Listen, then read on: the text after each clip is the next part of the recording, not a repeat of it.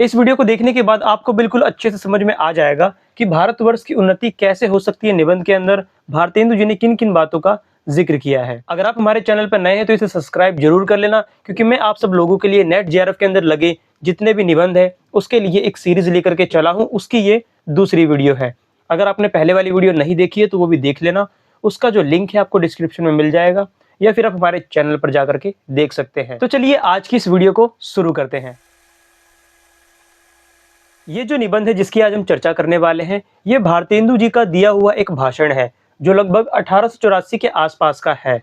तो इसी को निबंध के रूप में हम लोगों को पढ़ना है। असल में ये उनके द्वारा दिया गया भाषण है, जिसके अंदर उन्होंने बताया है कि जो भारतवर्ष की उन्नति है वो कैसे हो सकती है। आप सभी को पता है कि 1884 के आसपास हमारे देश में अंग्रेजों का शासन था। उस समय पर भारत की जो स्थिति बहुत ज़्यादा खराब थी। तो भारतेंदु उसी बात को लेकर के काफ़ी ज़्यादा चिंतित थे और वो सोच रहे थे कि भारतवर्ष की उन्नति कैसे आखिरकार हो। तो इसके लिए उन्होंने कुछ समस्याओं का जिक्र अपने इस भाषण में किया था, और भाषण के अंत में वो बताते हैं कि कैसे हम लोग उन्नति की ओर आगे बढ़ सकते हैं। तो उसके लिए उन्होंने कुछ उपाय भी हमें बताए थे। तो सबसे पहले हम लोग जानेंगे एक पार्ट में कि उन्होंने किन समस्याओं का जिक्र किया है, और दूसरे पार्ट में हम लोग जानेंगे कि उस समस्याओं को किस तरीके से दूर करके भारतवर्ष की जो उन्नति है वो हो सकती है। भारतेंदु अपने भाषण के शुरुआत में ही अपनी निराशा को प्रकट करने लगते हैं। जहां पर वो ये भाषण दे रहे हैं, यानी कि बलिया का नगर है जहां पर वो भाषण दे रहे हैं, तो वहीं पर यूँ बताते हैं इस अभागे शहर में इस तरीके का जो कार्यक्रम हो रहा है, जहां पर हम सब लोग इतने सारे इकट्ठे हुए हैं। तो ये भी बहुत ही बड़ी बात है एक तरीके से अपने आप में, कि ऐसा कुछ यहाँ पर हो रहा है। ये लोग, यानी कि उनके हिसाब से भारत के जो लोग हैं बहुत ही कम चीज़ों में पार्टिसिपेट करते हैं या करना चाहते हैं। उनके अंदर एक तरीके से जो आलस्य का भाव है वो पूरा भरा पड़ा है। तो सबसे पहला जो हम इसमें पॉइंट समझेंगे वो इसी आलस्य के ऊपर है, और वो बताते हैं कि भारत के लोग रेलगाड़ी के डिब्बे की तरह हैं, जो कि first class, second class, third class हर तरीके के हैं। यानी लोग जो है बहुत अच्छे उनके पास बहुत सारे काम भी वो अच्छे कर सकते हैं। जैसे रेल के डिब्बे होते हैं फर्स्ट क्लास, यानी बहुत अच्छा, उसके अंदर काफ़ी तरीके की सुविधाएं हमें मिल सकती हैं, उसके अंदर काफ़ी तरीके के गुण होते हैं। फिर उससे कम सेकंड क्लास, फिर थर्ड क्लास। तो इसी तरीके से लोग भी काफ़ी उच्च कोटि के हैं। परंतु जिस प्रकार से एक रेलगाड़ी बिना इंजन के नहीं चल सकती, ठीक उसी प्रकार से भारत के जो लोग हैं वो बिना किसी एक नेतृत्व के नहीं चल सकते। उन्हें कोई ना कोई चाहिए जो उन्हें धक्का दे, जिसकी वजह से वो लोग आगे काम कर सके। तो उनकी जो ये प्रवृत्ति है आलस्य की, इसका वो सबसे पहले समस्या के रूप में इस चीज को रखते हैं। आगे जो वो दूसरी समस्या बताते हैं, वो कहते हैं कि जो राजा और ब्राह्मण है उनका काम क्या था कि विद्या और नीति, यानी कि ब्राह्मण जो है विद्या को फैलाए, लोगों तक पहुंचाए, और राजा क्या है नीति बनाए, जिससे कि देश की क्या है उन्नति हो सके।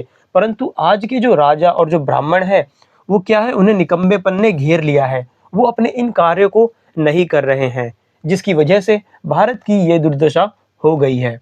आगे वो बताते हैं कि हमारे जो पुरखे थे, जो कि बहुत ही कम सुविधा में, यानी कि जंगलों में रह करके बहुत ही कम, आज तो हमारे पास बहुत सारी फैसिलिटीज़ है, उनके पास तो कुछ भी नहीं था। उसके बावजूद उन्होंने इतना सब कुछ किया था। जैसे वो एग्जाम्पल देते हैं कि तारा और ग्रह का उन्होंने सही अनुमान लगा लिया था, जो कि आज अगर हम देखें विलायत के अंदर कि लाखों की दूरबीन से जब वो देखते हैं तब जाकर के वही सेम गणना निकल करके आती है जो हमारे पुरखों ने बिना किसी विशेष साधनों के जुटा ली थी।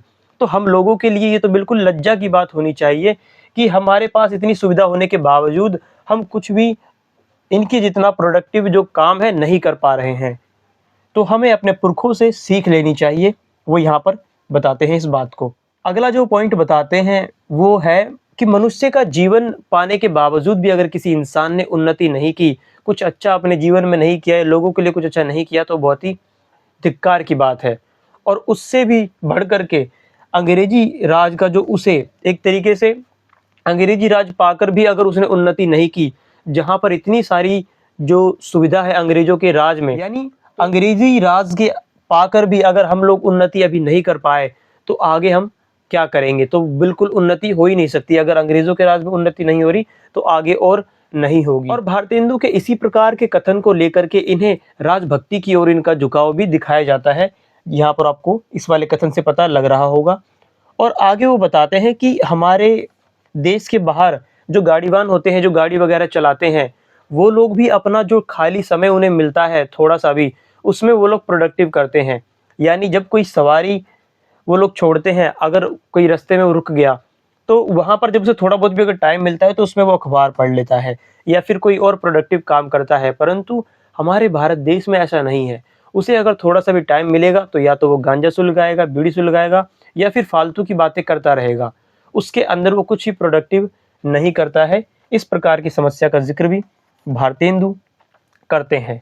इसके बाद भारतेंदु बताते हैं कि हमें जो ये उन्नति करनी है, ये उन्नति किन-किन जगहों पे करनी है। वो कहते हैं हमें उन्नति लगभग सब क्षेत्र में करनी होगी, जिसमें से वो कुछ गिनवाते हैं। कहते हैं कि हमें धर्म के मामले में अपने आप को उन्नत बनाना होगा, घर के कामों में उन्नत बनाना होगा, बाहर के कामों में उन्नत बनाना होगा, रोजगार में उन्नति चाहिए, शिष्टाचार में उन्नति चाहिए, चाल-चलन में उन्हें उन्नति चाहिए, शरीर में, बल में, समाज में, युवा में, वृद्ध में, स्त्री में, पुरुष में।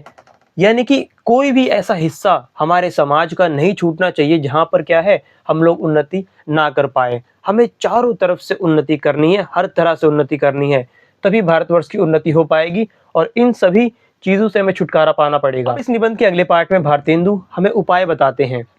तो शुरुआत करते हैं एक एग्जाम्पल के साथ।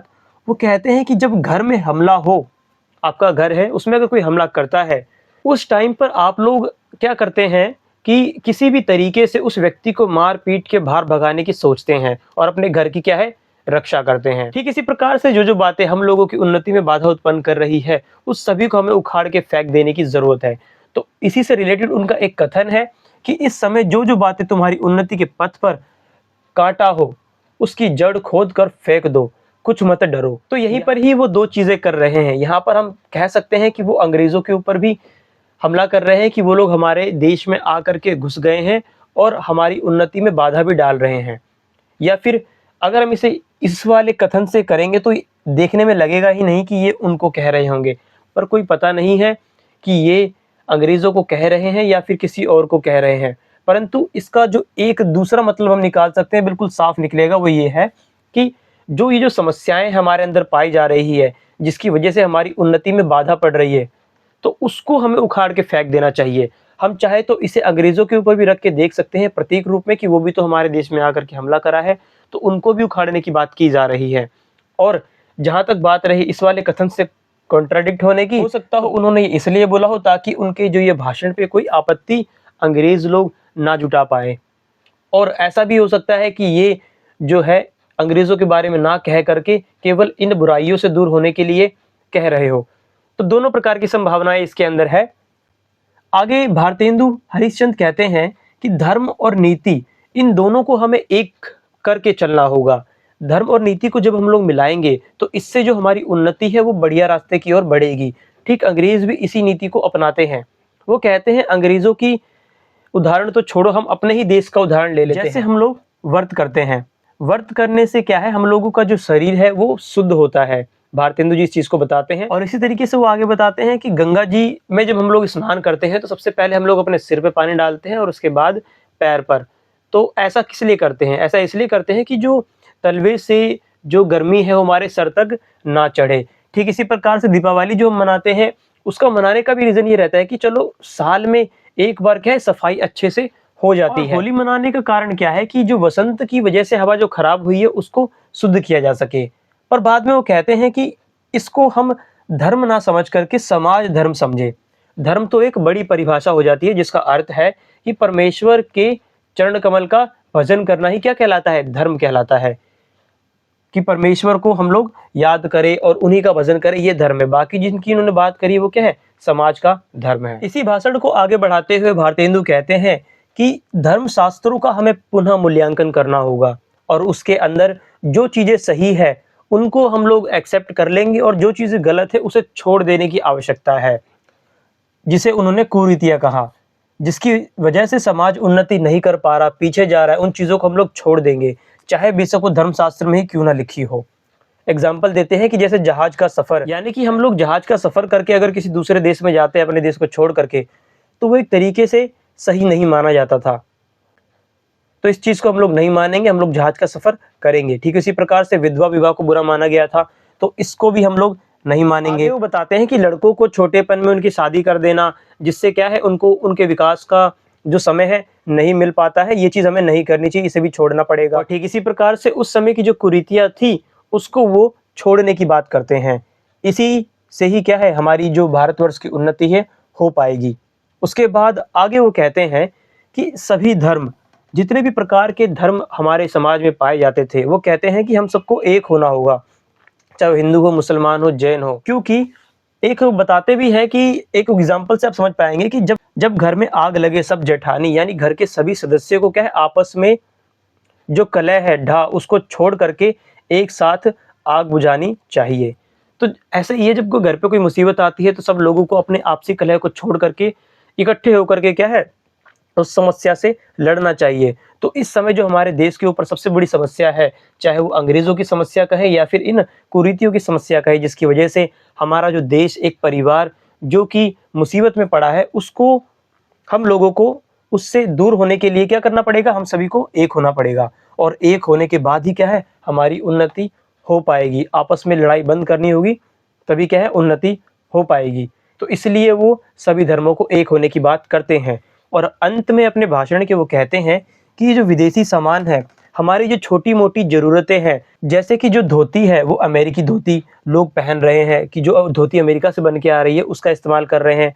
जो अंगा है वो इंग्लैंड का है और कंघी जो है वो फ़ारस से है। ये छोटी-मोटी चीज़ें जो हमारी डेली यूज़ की है, तो इसको भी लोग क्या है अपने देश में नहीं बना रहे हैं और ना ही अपने देश का बनाया हुआ ये यूज़ कर रहे हैं। तो कम से कम ये छोटे-मोटे सामान जिनका हम खुद यूज़ करते हैं, इसे अपने देश में ही हम लोगों को बनाना चाहिए और उसी का इस्तेमाल करना चाहिए। आजकल हमारे पूरे शरीर पे जितने भी कपड़े पड़े हुए थे उस टाइम पर भारतेंदु जी कहते हैं कि मूंछ को छोड़ करके सभी चीज़ें क्या है विलायती है और हमारा अपना खुद का कुछ नहीं है। तो स्वदेशी सामानों का उपयोग करने के लिए भी क्या है भारतेंदु जी अपने इसी भाषण में बताते हैं। तो ये थी आज की वीडियो। आशा करता हूँ आपको भारतवर्ष की उन्नति कैसे हो सके वाला जो ये भाषण था भारतेंदु जी का, आपको बिल्कुल अच्छे से समझ में आ गया होगा। अगर अभी भी कोई दिक्कत है तो आप इस निबंध को एक बार जा करके पढ़िए, आपको बिल्कुल अच्छे से समझ में आ जाएगा। अगर आपको ये वीडियो अच्छी लगी है तो अपने और दोस्तों के साथ इन्हें शेयर करिए ताकि वो लोग भी इन वीडियोस का फ़ायदा उठा पाए।